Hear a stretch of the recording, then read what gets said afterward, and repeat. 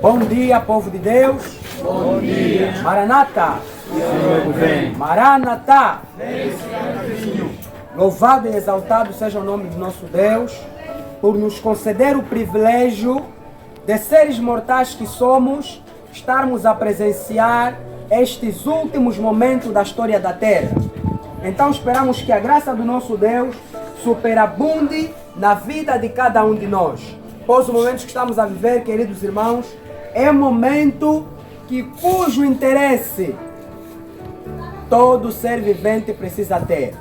Então, queridos irmãos, estamos aqui diante de uma última batalha. O conflito cósmico entre o bem e o mal, dentro em breve, queridos irmãos, terá o seu cúmino. Então precisamos saber de que lado nós estamos. Se estamos do lado do Senhor ou se estamos do lado do inimigo. Precisamos erguer as nossas armas e combater como nunca antes, porque o conflito cada vez mais se aperta. E eu estive a falar com o irmão numa atividade semelhante a esta e tivemos a falar sobre as dificuldades que a vida nos tem apresentado nesses últimos dias. O irmão disse para mim: olha, amado Inoto, se o tempo trabalhoso que Paulo disse não é esse tempo que estamos a viver, eu não quero nem sequer viver. Porque, queridos irmãos, os dias que nós estamos a viver são dias turbulentos, dias pesarosos. E na nossa meditação de hoje, nós estaremos lendo apenas alguns poucos textos para percebermos o tempo em que nós nos encontramos. A nossa mensagem de hoje, nesta manhã, tem como tema a última crise da Terra. E nós saberemos em poucos minutos que crise é esta. Então, queridos irmãos, de uma forma educada, eu gostaria de me apresentar. Eu chamo-me Jacinto Inoque, não é? Acredito que muitos dos irmãos que estão aqui me conhecem. Venho diretamente do Zango 2, lá coabito juntamente com a minha esposa. Tenho 2 filhos e não vi só, pela graça de Deus. Vim acompanhado da minha filhada, a irmã Marciane dos Santos. Eu convido que se coloque em pé, por favor. O que os irmãos têm a dizer? Amém. Seja bem-vinda. Amém, seja bem-vinda. Pode sentar, querida irmã. Então, nós estamos aqui, somos vossos irmãos na fé, para compartilharmos a palavra do nosso Deus. Então, esperamos que essa palavra seja uma palavra de ânimo e conforto e que saibamos realmente em que ponto da história profética nós nos encontramos. Isso é muito essencial para o nosso crescimento espiritual. Então, queridos irmãos, nós vamos começar a ler um texto muito conhecido, Daniel capítulo 12, versículo 1. Abramos as nossas Bíblias. Daniel capítulo 12, versículo 1 é o nosso texto de abertura e eu convido a congregação que, se alguém encontrar, que se levante e tome a leitura. E naquele tempo levantará Miguel, o grande príncipe, que se levanta pelos filhos do teu povo. E haverá um tempo de angústia, a qual nunca houve desde que houve nação até aquele tempo. Mas aquele tempo livrar-se-á do teu povo, todo aquele que se achar escrito no livro. Amém. Então, queridos irmãos, nós aqui nos deparamos com um texto bastante interessante. O texto de Daniel nos diz que haverá um tempo, e esse tempo será um tempo muito decisivo, e existirá um tipo de angústia a qual nunca houve. Então, queridos irmãos, o relato profético nos diz de que vai haver um tempo de muita tribulação. Que tempo é este? Daniel capítulo 11, versículo 35. E alguns que têm entendimento cairão para prová-los e para purificar e torná-los brancos até o tempo do fim, porque ainda por um pouco tempo determinado. Então, queridos irmãos, o texto que nos é descrito em Daniel capítulo 12, versículo 1, aqui em Daniel capítulo 11, versículo 35, o mesmo profeta nos disse que será o tempo, irmãos, que tempo? O tempo do fim. O tempo descrito em Daniel capítulo 12, que é tido como um tempo de angústia, qual nunca houve, no capítulo 11, versículo 35, nos é dito que este tempo é o tempo do fim. E esse mesmo tempo do fim, o capítulo 11, no versículo 35, nos diz que é um tempo determinado. Então, este tempo já foi determinado dentro do calendário profético de Deus. Vejamos, eventos finais, no primeiro capítulo, não é? Nos diz assim, página 11. Ergam os vigias agora a voz e deem a mensagem que é a verdade presente para este tempo. Mostremos ao povo onde nos encontramos na história profética. E olha que a profetisa diz: Deus estabeleceu, porém, um dia para o término da história deste mundo. Então, queridos irmãos, o tempo do fim, Daniel capítulo 11, versículo 35, é um tempo determinado por quem? Por Deus. No livro de Mateus, nós conseguimos ler que nos é dito de que, com relação àquele dia e hora, ninguém sabe, nem os anjos do céu, mas unicamente meu Pai. Assista na minha versão. Não é? Mas a revelação profética nos diz de que Deus determinou um dia para terminar com a história deste mundo. E Daniel capítulo 12, versículo 1, nos diz que este dia que Deus determinou será um dia de grande tribulação. Será um dia de muita batalha. No entanto, nos é concedido a esperança de que neste tempo, quem vai ser livrado? O povo de Deus. Todo aquele que for achado escrito aonde? No livro, queridos irmãos.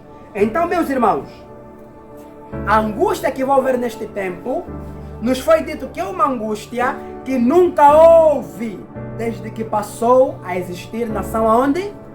Na terra. Então, irmãos, nós acompanhamos várias batalhas dentro da história bíblica.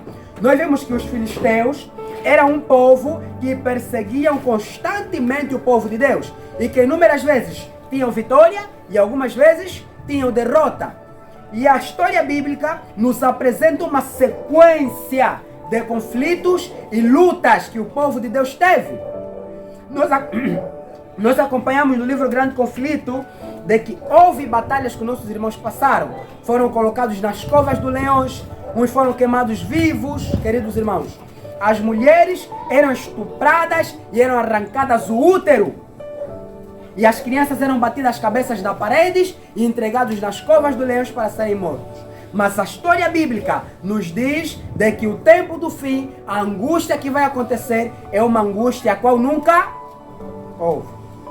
Então quer dizer que o relato que nós conhecemos e sabemos sobre a perseguição é um relato incomparável com aquilo que está para acontecer no tempo do fim. Vamos prosseguir. Eventos Finais, capítulo 1, página 9. Aqui diz assim: o tempo presente é de especial interesse para todas as pessoas. Para algumas, irmãos, para todas as pessoas, governantes e estadistas, pessoas que ocupam posição de confiança e autoridade, homens e mulheres pensantes de todas as classes estão atentos aos fatos que se desenrolam ao nosso redor. As relações tensas e inquietas entre as nações exigem cuidado. Irmãos, as relações tensas e inquietas que se decorrem nas nações exigem o quê? Cuidado. Estamos a ouvir aí de guerras, não é isso? Estamos a ouvir de guerras. Então, essas relações tensas e inquietas exigem cuidado. Nós precisamos observar o curso que essas coisas vão tomando. Essas pessoas, os governantes e estadistas e pessoas que ocupam posições altas na sociedade, estão observando a intensidade que está tomando posse todo o elemento terrestre. e reconhecem, veja só, irmãos, os mundanos, que algo de grande e decisivo está prestes a ocorrer. Ou seja, que o mundo se encontra à beira de uma crise estupenda. As calamidades em terra e mar, as condições sociais agitadas, os rumores de guerra são assombrosos. Prenunciam a proximidade de acontecimentos da maior importância. As forças do mal, diz irmão Aipe, estão se organizando e se consolidando. Elas estão se fortalecendo para a última grande crise.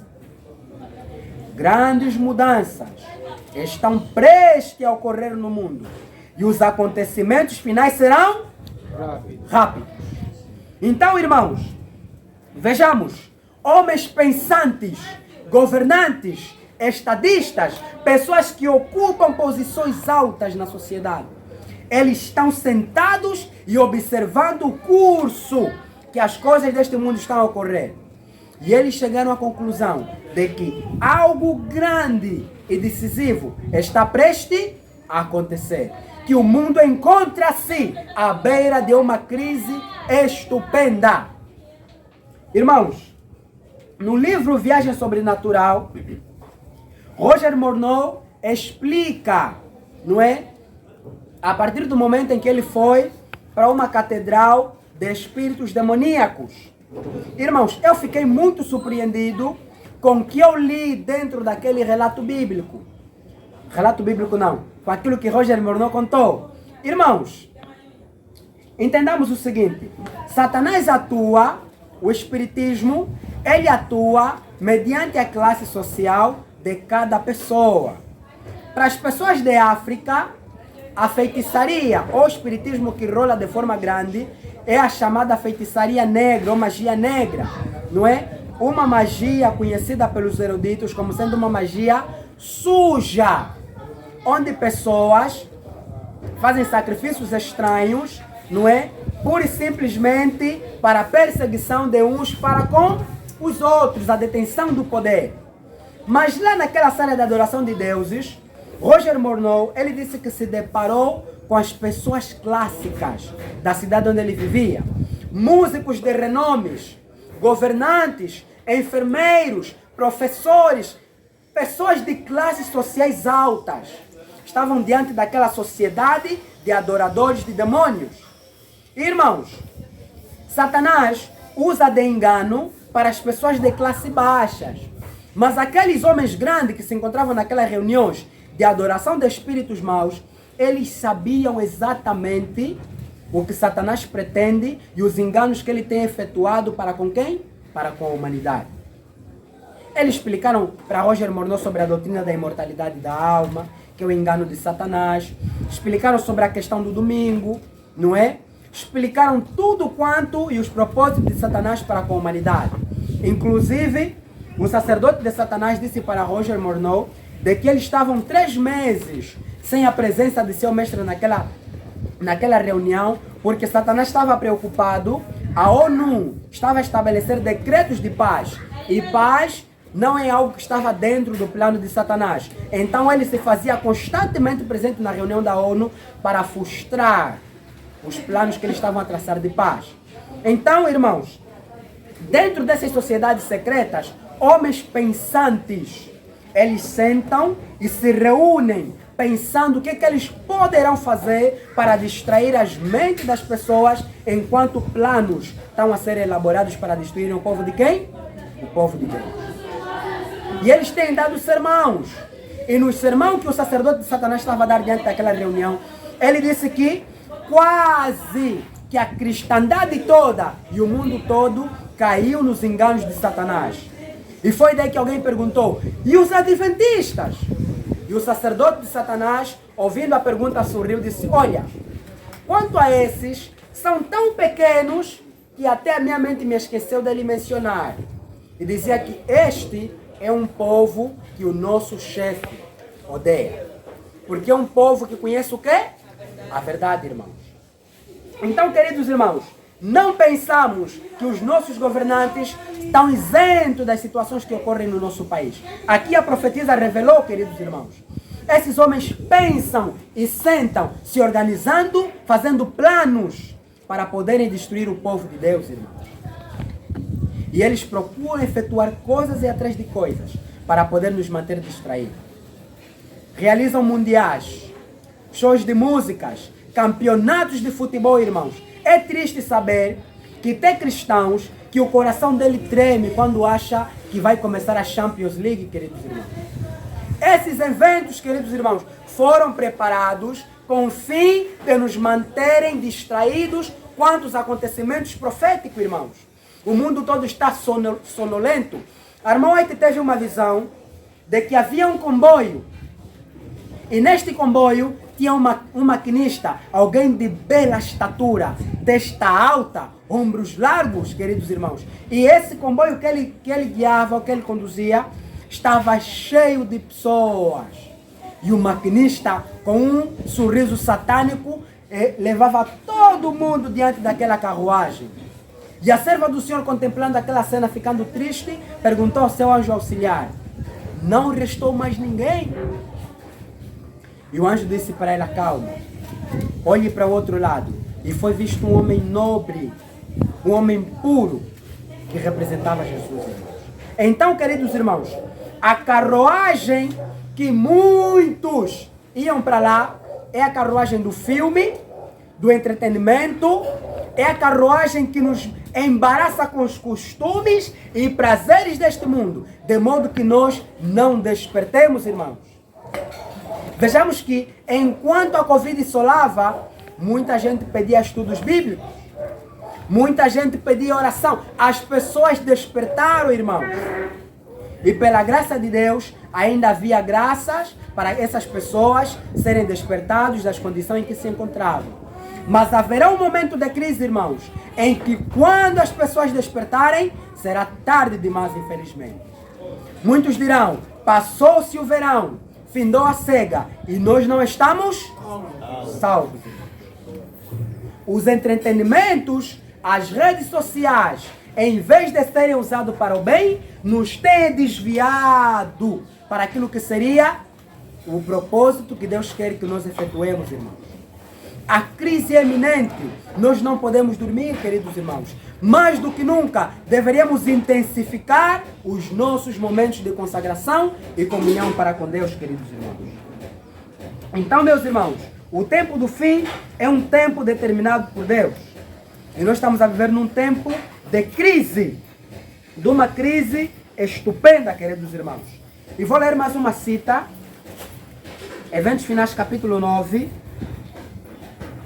Na página 75.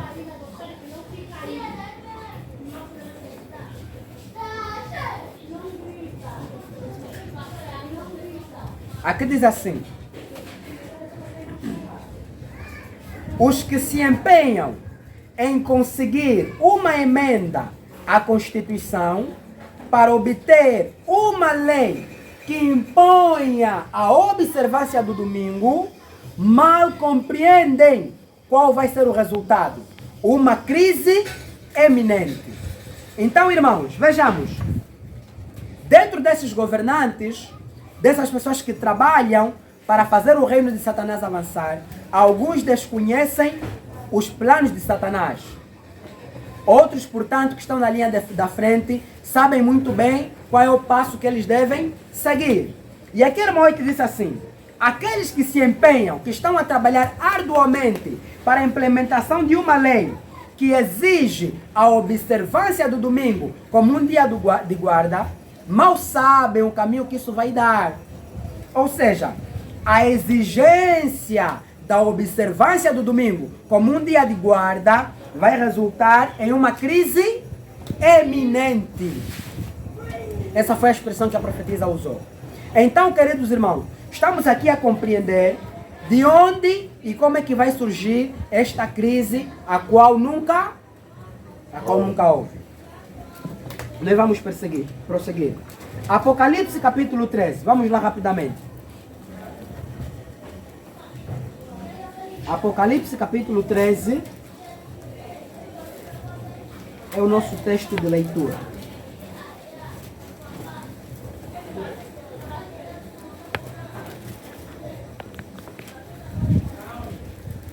Ok. Versículo 11 e o versículo 12. Alguém pode tomar a leitura? Vi subir da terra outra besta, que tinha 2 chifres semelhantes a de um cordeiro, e falava como dragão. Exercia todo o poder da primeira besta na sua presença.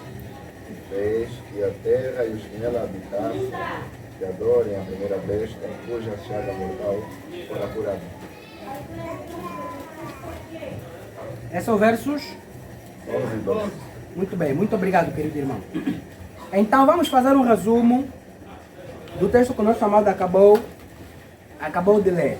Então, queridos irmãos, João, ele no primeiro versos do mesmo capítulo que nós acabamos de ler, ele viu primeiro uma besta que surgia do mar.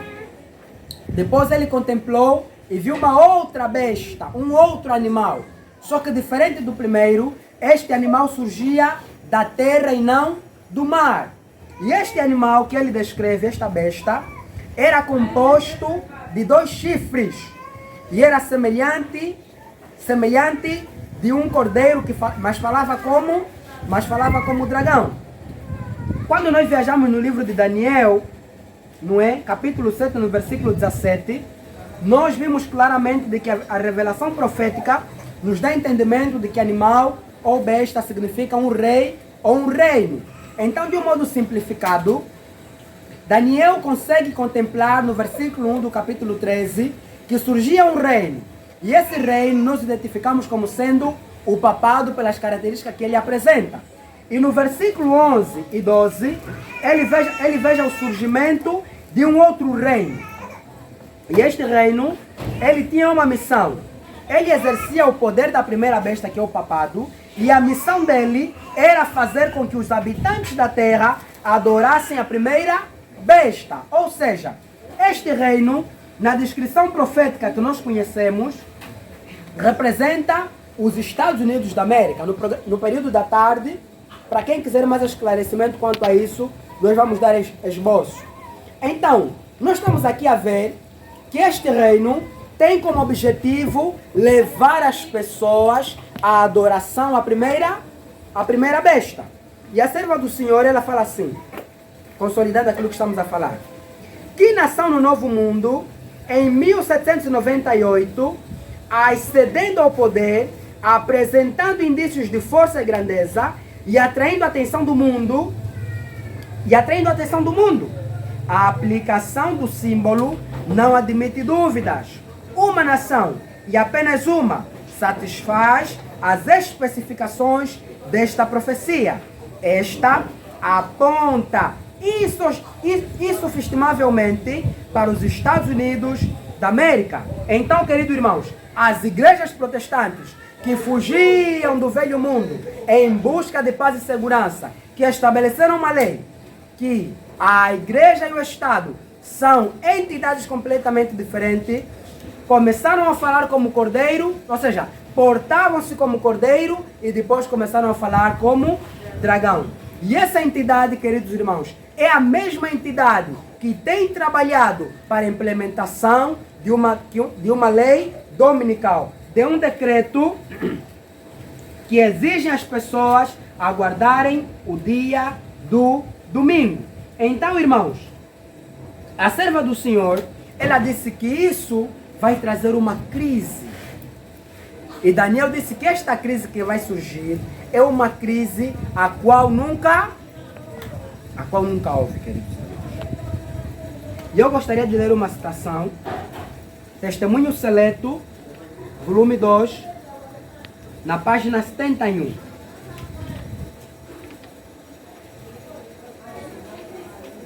Testemunho Seleto, volume 2, página 71. Diz assim a profetisa: os que se estão unindo com o mundo estão se amoldando ao modelo mundano e preparando-se para receber o sinal da besta. Os que desconfiam do eu, que se humilham diante de Deus e purificam a alma pela obediência à verdade, estão recebendo o molde divino e preparando-se para receber na fronte o selo de Deus. Quando sair o decreto e o selo for aplicado, seu caráter permanecerá puro e sem mácula para toda a eternidade. Agora é o tempo de preparar-nos. O selo de Deus jamais será colocado à testa de um homem ou mulher impuros. Jamais será colocado à testa de homem ou mulher cobiçosos, amantes do mundo. Jamais será colocado à testa de homens ou mulheres de língua falsa ou coração enganoso. Todos os que receberam o selo de Deus devem ser imaculados diante de Deus, candidatos para o céu. Pesquisai as Escrituras por vós mesmo, para que possais compreender a terrível solenidade do tempo presente, irmãos. Então, queridos irmãos, mediante os nossos comportamentos, estamos nos amoldando para receber ou o selo de Deus ou a marca da besta, irmãos. Satanás tem trabalhado, queridos irmãos, de modo que cada um de nós, no último grande dia, e ela que disse que isso vai acontecer quando? Ela diz, quando sair decreto e o selo for o quê? Aplicado, queridos irmãos. Com a saída do decreto, o destino de todos os conhecedores da mensagem estará selado, ou para a vida eterna, ou para a perdição e morte eterna. Quando sair o decreto dominical, vai se cumprir as palavras de Apocalipse. Quem é sujo, continua sendo sujo. Quem é limpo, continua se limpando, continue se santificando, queridos irmãos. E vejamos, irmãos, uma das coisas que Satanás muito tem trabalhado, ele tem procurado destruir a nossa liberdade de escolha. A liberdade de escolha, diz o livro Caminho a Cristo, é poder, queridos irmãos. Vejamos, quando surgiu a vacina da Covid-19, houve muitas e muitas informações a respeito desta vacina. Tanto no meio religioso, como no meio secular, como no meio medicinal. Alguns defendiam que essa vacina poderia ser apanhada. Outros defendiam que não poderia ser apanhada. E apresentavam bases atrás de bases. No entanto, o povo, mediante as informações que rolavam, o povo ficou confuso se apanharia ou não apanharia.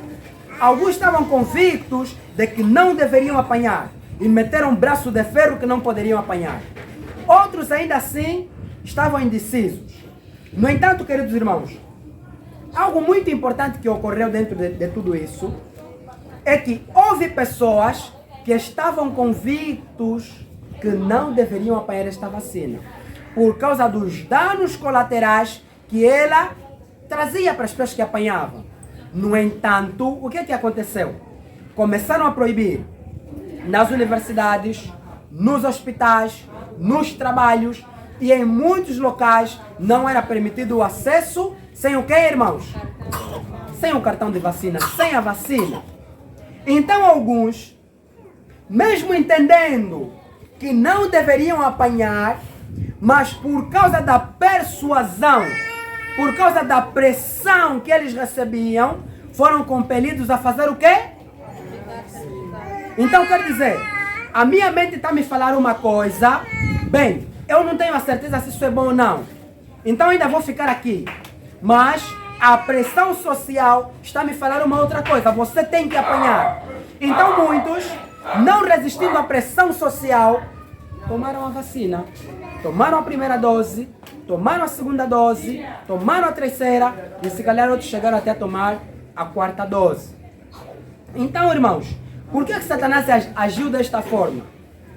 Quando surgir o decreto dominical, quando se levantar os benefícios de todos aqueles que aceitarem o mesmo decreto, algumas pessoas vão entender o que isso significa. Muitos guardadores do sábado saberão, não, esse é o decreto que nós estudávamos, que um dia sairia, começaria nos Estados Unidos e que se espalharia no mundo todo. Mas infelizmente, eles não terão força de vontade para dizer não. Por quê? Porque eles se acostumaram a quebrar os princípios de Deus contra a sua própria quê? Consciência. A consciência está a falar uma coisa, mas ele prefere seguir uma outra coisa. Isso vai acontecer no decreto dominical, irmãos. Na medida que nós vamos nos aproximar do tempo do fim, mais saberemos como isso será elaborado, irmãos. Leis serão criadas, mecanismos serão dados, de modo que não possamos comprar nem quê? Nem vender. Eu, quando estudava as profecias no ano de 2015, 2014, eu não compreendia, mas como é que não vamos poder comprar nem vender? Ou tem o meu dinheiro? Estado proibiu, não podes comprar nem vender. Vou no 30. O que é que vai me impedir de comprar minha rama, minha jimbó e minha couve?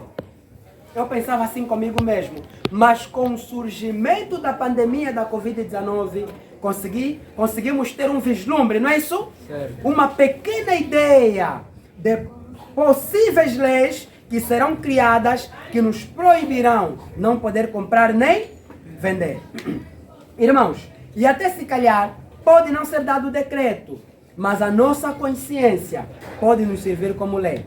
Vou dar 2 exemplos de leis que a nossa consciência nos rege. Por exemplo, não tem nenhuma lei na nossa Constituição que ordena de que no ato matrimonial os noivos ou os cônjuges devem levar consigo aliança. Não tem uma lei, uma norma que exige isso dentro da nossa Constituição. Mas, quando nós chegamos diante do cartório ou diante da conservatória, é de forma natural, o conservador ou a conservadora pergunta, onde estão as alianças? Não é isso? Para quem já casou, já presenciou um casamento, ocorre desta forma. Então, queridos irmãos, isso é uma lei ou é uma norma que de uma forma inconsciente está patente na mente de todo mundo que quando estamos diante de um casamento, envolve o quê? Aliança. Eu lembro-me também uma vez, naqueles anos em que estava a surgir perseguição dos pequenos grupos nas igrejas, não é? Onde estavam a ter muitas sanções e eliminações. O nosso pequeno grupo também foi chamado, não é, diante do sinédrio da minha igreja, e nos foi pedido para que parássemos de estudar os livros proféticos. Bem, infelizmente, mediante a pressão que nos era feito, Satanás estava a colocar em nossas mentes a ideia de aceitar naquele momento que os líderes estavam a nos falar, mas quando sairmos daí, continuamos o quê? Os estudos. E os líderes deram conta do cenário, porque algumas vezes se mantínhamos mais relutantes, mas em outros sinédrios parecíamos ser mais pacíficos. E um disse para nós, olha, eu vos conheço. Vocês quando estudam alguma coisa, vocês procuram colocar em prática. Não adianta vocês aceitarem aqui uma coisa e depois lá fora fazerem uma outra coisa.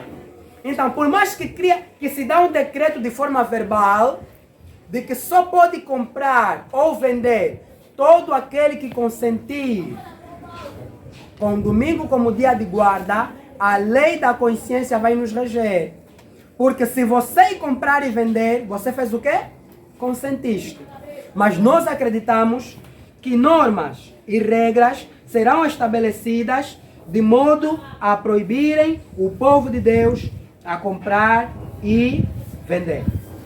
Então, queridos irmãos, nós precisamos formar um caráter de tal modo de que quando a crise dominical surgir, que é a última grande crise, estarmos o quê?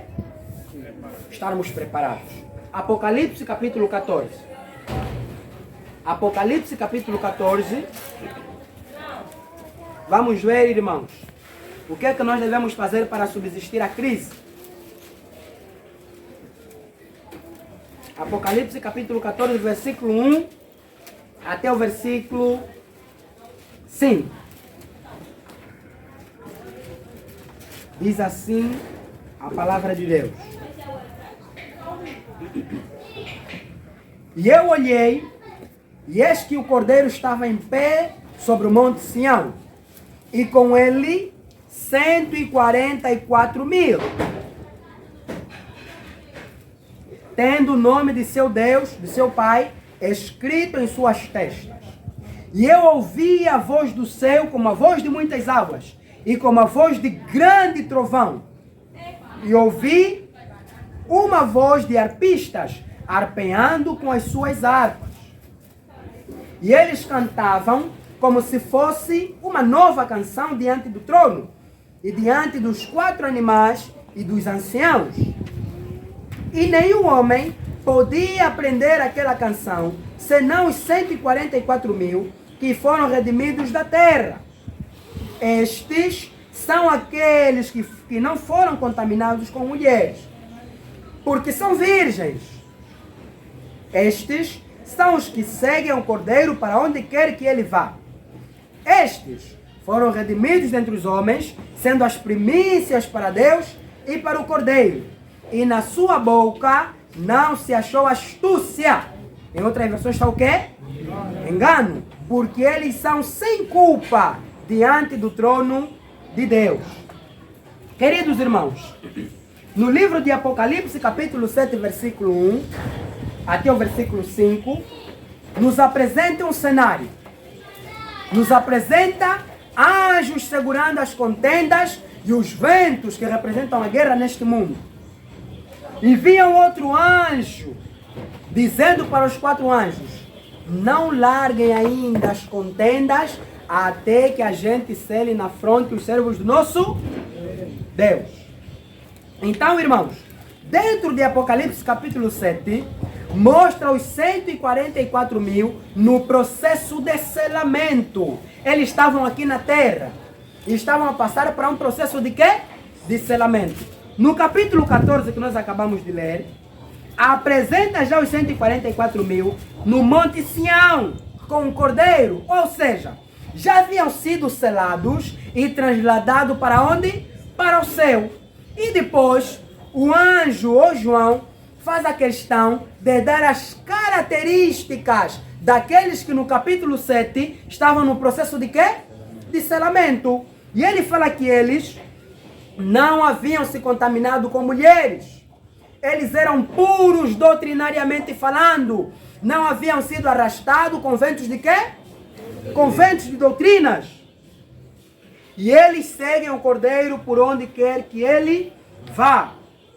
E o comentário para esse texto, o versículo 1, a serva do Senhor diz assim: esta passagem representa o caráter do povo de Deus nesses últimos dias. Então, isso aqui representa o caráter que nós podemos ter ou temos que ter nesses últimos dias. Então, aqui a revelação profética nos diz de que seguir o Cordeiro por onde quer que ele vá é viver de toda a palavra que sai da boca de Deus, irmãos.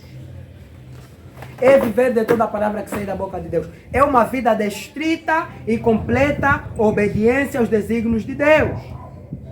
E aqui é dito que na sua boca não se achou engano. Vamos rapidamente para 1 de Pedro, capítulo 2. Poderia só recitar, mas vamos lá rapidamente. Capítulo 2, versículo 21 a 22. Alguém lê rapidamente, por favor. 1 de Pedro 2, versos 21 a 22. Para isso sois chamados, quando também Cristo padeceu por nós, deixando-nos o exemplo, para que sigais as suas pisadas, o qual não cometeu pecado, nem na sua boca se achou engano. Palavra do Senhor. Amém. Se assemelha com esse texto ou não se assemelha? Aqui nos diz assim, Pedro diz assim: olha, vocês foram chamados para que vocês possam observar a Jesus e sigam as suas pisadas. E o que foram essas pisadas? Ele não cometeu pecado, nem na sua boca se achou o quê?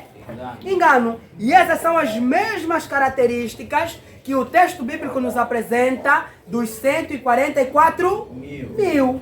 Não cometem pecado, nem na sua boca se acha o quê? Engano, queridos irmãos. é a característica que nos é pedido para que sejamos selados na fronte com o selo do nosso Deus, queridos irmãos. E eu vou ler mais uma citação aqui, Testemunho Seleto, volume 2, página 68, diz assim: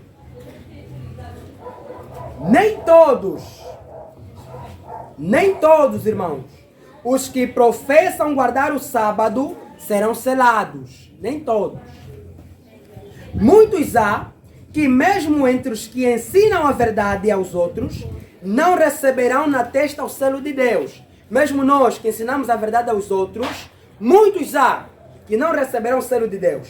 Tinham a luz da verdade, souberam a vontade de seu mestre, compreenderam todos os pontos de nossa fé, mas não tiveram obras correspondentes.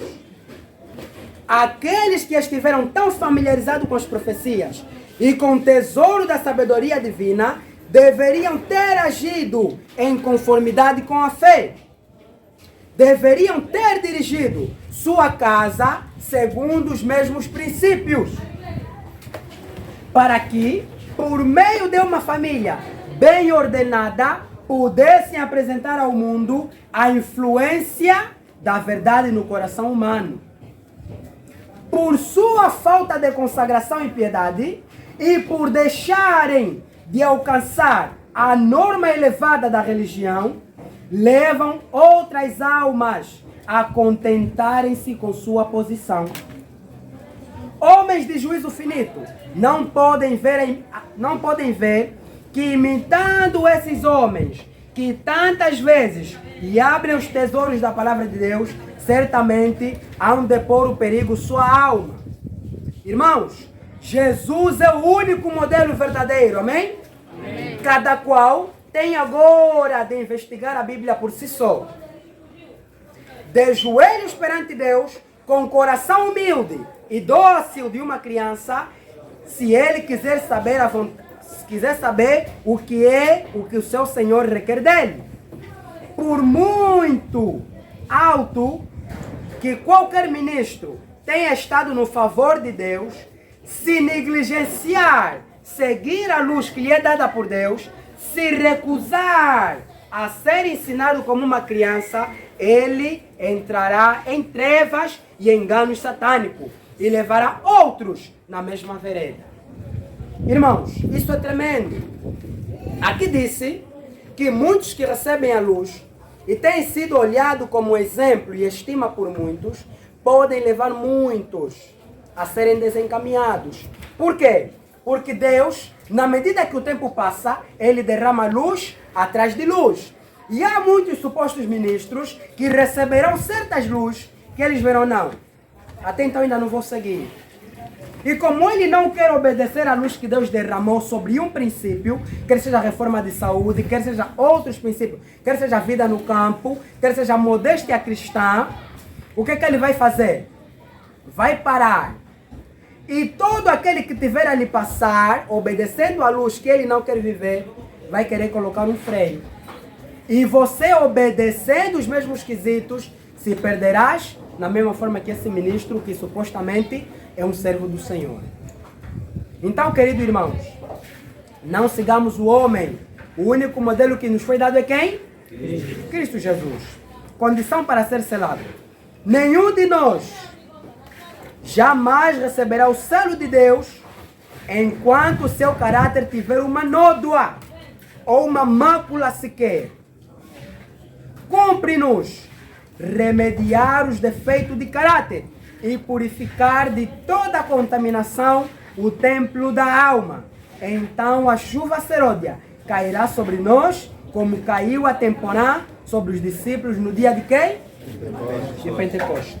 Irmãos, já estou para terminar. Moisés, desde a sua conversão, a Bíblia relata apenas um único pecado que ele cometeu. Depois da conversão de Moisés, a Bíblia relata apenas o único quê? O único pecado que ele cometeu. E Moisés se arrependera profundamente do seu pecado, irmãos. E pela luz que ele tinha, Deus tinha que colocar uma sentença também muito grande para com Moisés. E algo terrível e tremendo que acontece nas Escrituras, irmãos, é que quando nós vamos no livro de Judas, nós vimos que, apesar desse único pecado que Moisés cometeu, quando Jesus veio para ressuscitar o corpo de Moisés, o que houve, irmãos? Satanás reivindicou o corpo de Moisés por causa do pecado que ele tivera cometido, ou que ele cometera. Então, irmãos, vejamos, se o fato de Moisés ter feito algo que atribuiu a glória para ele e não para Deus, foi motivo suficiente de Satanás dizer, essa é minha alma, é minha presa. E foi necessário Jesus dizer, o Senhor te repreende, Satanás. Quanto mais a nós? Satanás terá motivo de reivindicar-nos como sua alma? Será que terá, irmãos? Será que temos um pecado que nos apegamos? Que se o nosso Senhor Jesus Cristo nos levar para o céu, Satanás dirá, esse é meu? Aqui o texto nos disse que aqueles que vão receber o selo de Deus não devem ter nem sequer uma que? Nódoa ou mácula sequer, queridos irmãos. Ou mácula sequer. Vamos terminar, queridos irmãos, com dois textos bíblicos. Ezequiel capítulo 7, versículo 3. É o primeiro. Ezequiel 7, versos 3.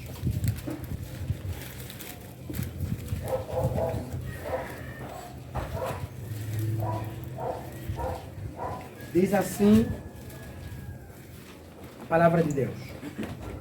Agora vem o fim sobre ti, e eu enviarei a minha ira sobre ti, e te julgarei de acordo com os teus caminhos, e recompensarei sobre ti todas as tuas abominações. Segundo texto, Amós 4, versículo 12.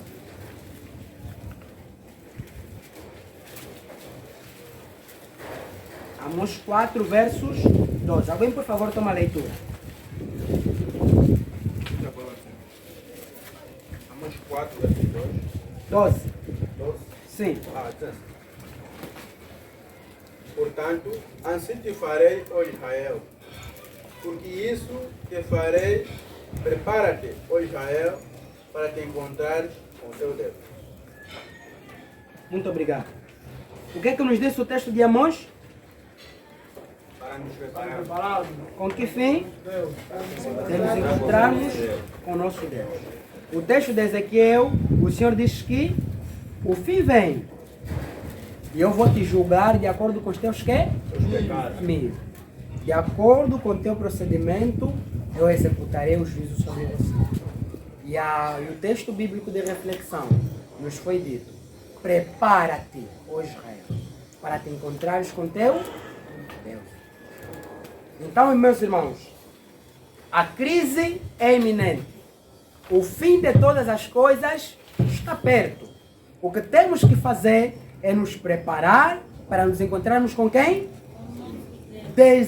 Tirar tudo que nos impede de prosseguir, irmãos. E eu, às vezes, eu prego muito para as crianças. E normalmente, quando prego para as crianças, separo sempre uma parte para poder dar uma instrução para as crianças.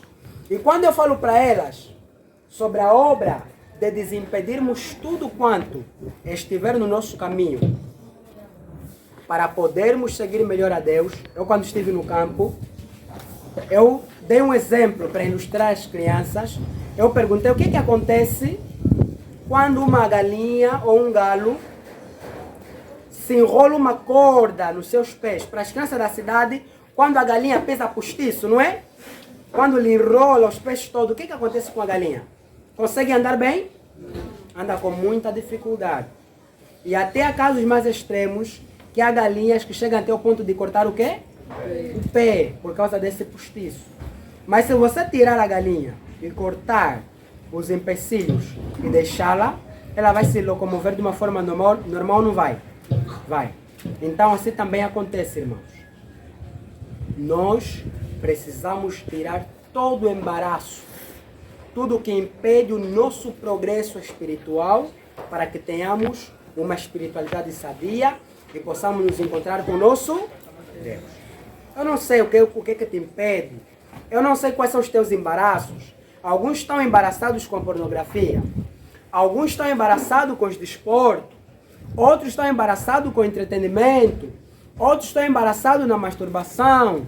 Outros estão embaraçados na fornicação, no adultério, em outros tipos de pecado. Irmãos, mas enquanto sua graça estiver disponível para nós, ainda podemos remover os embaraços. Assim como a galinha pode ser tirada do embaraço que lhe impede andar e correr, nós também podemos nos desfazer de embaraço. Chegamos num momento crítico da história da Terra, em que nós, queridos irmãos, precisamos cortar o braço e arrancar o olho para que possamos herdar o reino de quê? Dos céus. Irmãos, Jesus exemplificou a obra de um abandono de pecado como sendo a obra de cortar um braço ou arrancar um olho. Para deixar claro para todos que não é fácil largar um quê? Um pecado. Exige sacrifício, exige renúncia, mas é preferível ir no céu com sacrifícios e renúncia do que ir no inferno satisfeito que desfrutamos os prazeres deste mundo. Então, irmãos, vamos lutar, vamos nos preparar. Vem a crise, mas nós precisamos estar preparados para nos encontrar com o nosso Deus. Que o Senhor nosso Deus possa nos abençoar e nos dar entendimento da sua palavra. Amém? Amém. Convido a congregação a se levantar. Vamos orar.